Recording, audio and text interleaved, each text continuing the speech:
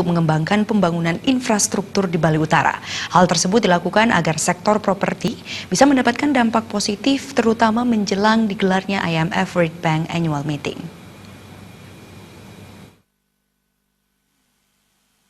Pengamat properti Eko Budi Cahyono mengatakan selama ini pemerintah terkesan hanya mementingkan pembangunan di Bali Selatan ketimbang Bali Utara. Informasi pembatalan pembangunan bandara baru di Buleleng tentu membuat Bali Utara akan tetap mandek dan tidak bisa berkembang. Sektor properti seperti hotel di Bali Utara tidak menerima hasil positif dari perkembangan pariwisata di Bali yang begitu pesat.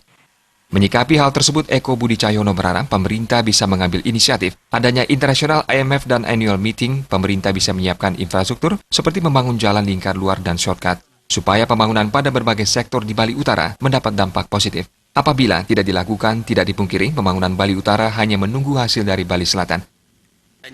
Pembatalan kawasan bandara yang baru dengan adanya dikembangkan Bandara Ngurah Rai, artinya itu prospek ke depannya utara ya tetap akan mandek. Properti di utara, kawasan hotel itu, dia akan begitu-begitu aja. Tidak menerima hasil yang positif dari perkembangan pariwisata yang begitu pesat.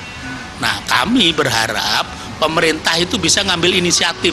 Dengan ada annual meeting ini, tentu kawasan utara ini walaupun bandara nggak ada, infrastrukturnya ini harus segera disiapkan.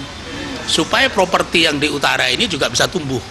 Karena kalau nggak, sama aja, kita tinggal gigit jari aja, menunggu bagaimana cipratan dari daerah selatan.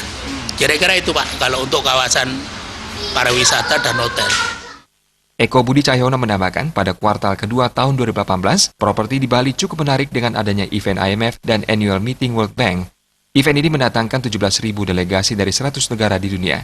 Di samping itu akan membuat tumbuhnya properti hotel dan villa, terutama di kawasan pariwisata. Hal ini juga membuat Bali lebih tersiar ke seluruh dunia dan akan menjadi titik balik terhadap recovery Bali atas dampak erupsi Gunung Agung. Suparyana dan Angga